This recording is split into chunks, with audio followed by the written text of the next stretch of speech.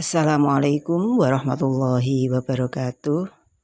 Anak-anak, bagaimana kabar kalian hari ini? Mudah-mudahan selalu sehat dan tetap semangat mengikuti pembelajaran hari ini. Dan dipastikan kalian sudah melaksanakan pembiasaan. Anak-anak, materi kita hari ini adalah tema 2, persatuan dalam perbedaan. Subtema 3, bersatu kita teguh, dan pembelajaran yang pertama. Persatuan akan memperkuat tekad sehingga menghasilkan tujuan yang ingin dicapai. Hari ini kita akan belajar tentang persatuan yang membuahkan hasil sesuai harapan. Menjaga persatuan dan kesatuan bangsa merupakan kewajiban seluruh rakyat Indonesia. Karena negara kita terdiri dari berbagai suku, agama, dan ras. Sebagai pelajar, kamu dapat bersatu dalam diskusi saat belajar di dalam kelas. Persatuan yang memperteguh tekad dalam mencapai tujuan telah dicontohkan oleh para pejuang. Proklamasi Indonesia sebagai tonggak kemerdekaan Indonesia merupakan wujud dari persatuan bangsa Indonesia. Kemerdekaan Indonesia dicapai setelah melalui perjalanan panjang para pejuang melawan penjajah.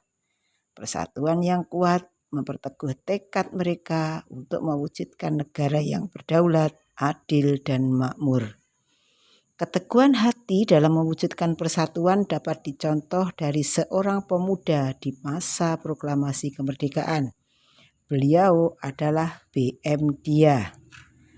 Burhanuddin Muhammad Dyah atau biasa disebut BM Dyah adalah satu dari sekian tokoh yang menjadi saksi perumusan naskah proklamasi di rumah Laksamana Tadasi Maeda. Sebagai wartawan, BM Dyah terlibat dalam penyebaran berita proklamasi atas perintah langsung dari Bung Hatta. Nah, anak-anak, coba kita cermati buku paket tematik kalian halaman 100. Di situ ada bacaan yang berjudul BM Dyah dan naskah asli proklamasi. Teks proklamasi awalnya ditulis tangan oleh Soekarno, kemudian diketik oleh Sayuti Melik agar terlihat rapi. Teks asli tersebut kemudian dibuang ke tempat sampah. Salah seorang pemuda yang ikut hadir pada saat persiapan proklamasi kemerdekaan adalah BM Dyah. Ia mengambil naskah asli dari tong sampah dan disimpannya. Ia menilai bahwa teks tersebut memiliki sejarah tinggi. Naskah asli yang disimpan BM Dyah selama 46 tahun, 9 bulan, 19 hari, kemudian dikembalikan kepada bangsa Indonesia. Dia membawa naskah asli proklamasi kemerdekaan RI pada Selasa pagi 19 Mei 1992 pukul 10.30 dan menyerahkannya melalui Presiden Soeharto. Naskah itu kemudian disimpan oleh Arsip Nasional atas anjuran Soeharto. Dan untuk seterusnya bisa kalian baca sendiri di buku paket kalian masing-masing. Nah, anak-anak, setelah kalian baca, coba kalian amati kata-kata yang terdapat pada bacaan tersebut. Di dalamnya ada kata-kata yang termasuk kata baku. Nah, sekarang kita pelajari apa itu kata baku. Kata baku itu biasa digunakan dalam situasi resmi. Kemudian penulisan dan pengucapannya sesuai dengan pedoman EYD, yaitu ejaan yang disempurnakan. Coba kita cermati, ada contoh kata tidak baku, ada nasihat, nasihat. Contoh kata bakunya nasihat. Kemudian apotik, kata bakunya apotek. Cuman, kata bakunya cuma, dan seterusnya bisa kalian lihat di buku paket kalian. Nah anak-anak, setelah teks bacaan itu kita baca, maka kita akan bisa menemukan informasi penting dari teks tersebut dan kita tulis pada peta pikiran berikut ini. Dan tidak lupa harus memperhatikan penggunaan kata baku dan juga kalimat efektif. Tugas kerjakan di buku tugas kalian. Tanaman sangat berguna bagi kehidupan manusia. Salah satunya adalah untuk membersihkan udara. Banyak penduduk Indonesia memanfaatkan tanaman sebagai pagar. Berikut salah satu contohnya.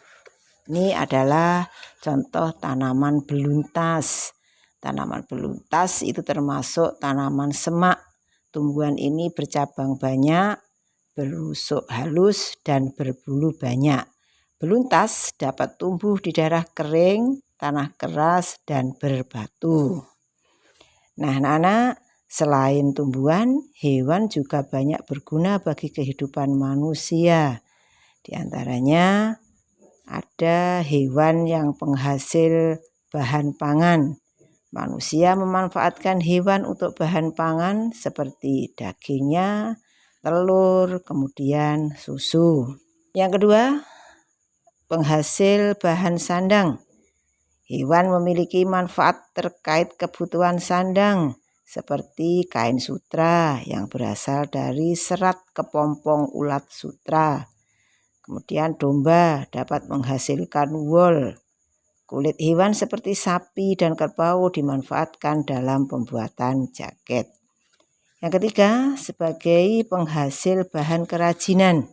Kulit sapi dan kerbau dimanfaatkan sebagai bahan pembuatan wayang kulit. Selain itu, bulu angsa juga bisa dimanfaatkan untuk pembuatan kok. Yang keempat, sebagai penghasil pupuk organik. Kotoran berbagai jenis hewan seperti sapi dan kambing dapat digunakan sebagai bahan pembuatan pupuk organik yang baik dan tidak membahayakan bagi lingkungan. 5. Penghasil tenaga.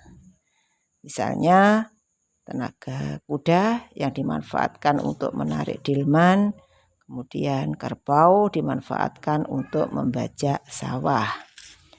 Selain hewan, banyak juga berbagai macam tumbuhan yang bermanfaat bagi manusia. 1. Sebagai bahan makanan. Bagian tumbuhan yang dapat digunakan untuk bahan makanan ada batang, daun, bunga, buah, biji, kemudian ada pula akar. Yang kedua, tumbuhan dimanfaatkan sebagai bahan sandang. Contohnya, serat kapas dapat dimanfaatkan untuk membuat kain katun. 3. Manfaat tumbuhan sebagai bahan bangunan. Misalnya kayu dari pohon jati, pohon meranti, pohon kelapa, banyak juga dimanfaatkan untuk bahan bangunan. Yang keempat, sebagai bahan obat. Banyak sekali tanaman yang dimanfaatkan untuk obat. Ada berbagai macam rimpang itu anak-anak. Ada jahe, kemudian kencur, kunir, temulawak, dan sebagainya. Kemudian ada daun kumis kucing, daun jambu biji, dan masih banyak lagi lainnya. Yang kelima, manfaat tumbuhan yaitu sebagai bahan baku industri. Industri banyak memanfaatkan tanaman untuk kebutuhan manusia. Misalnya getah karet dapat digunakan untuk pembuatan ban. Kemudian kayu pinus digunakan untuk industri kertas. Buah kelapa sawit dapat dimanfaatkan sebagai bahan industri minyak goreng. Yang keenam, manfaat tumbuhan bagi manusia adalah bahan pewarna alami. Contohnya ada pandan suci, itu sebagai pewarna hijau. Kemudian ada kunyit sebagai pewarna kuning. Dan untuk pewarna jingga bisa memanfaatkan wortel.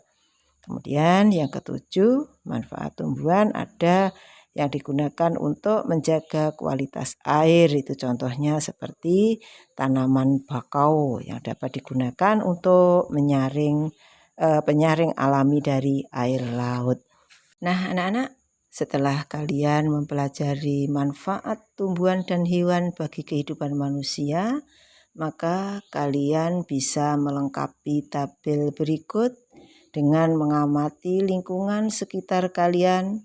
Kamu lihat nama hewan dan jenis tumbuhan, kemudian kamu isikan di tabel tersebut dan manfaatnya bagi manusia. Anak-anak, amati gambar berikut. Dari gambar tersebut mencerminkan rakyat yang sejahtera. Mereka menikmati kemerdekaan dengan memperoleh kebebasan dalam melakukan pekerjaan dan memperoleh pendidikan. Kemerdekaan yang diraih dapat mewujudkan rakyat yang makmur dan sejahtera karena mereka bebas berkarya dan menambah wawasan. Nah, anak-anak, di akhir pelajaran ini dapat kita simpulkan bahwa segala halangan dan kesulitan dapat teratasi dengan adanya persatuan yang erat dan kuat. Anak-anak, pelajaran hari ini kita cukupi sampai di sini. Dan tidak lupa Bu Kolib selalu berpesan tetap jaga kesehatan dan tetap semangat. Assalamualaikum warahmatullahi wabarakatuh.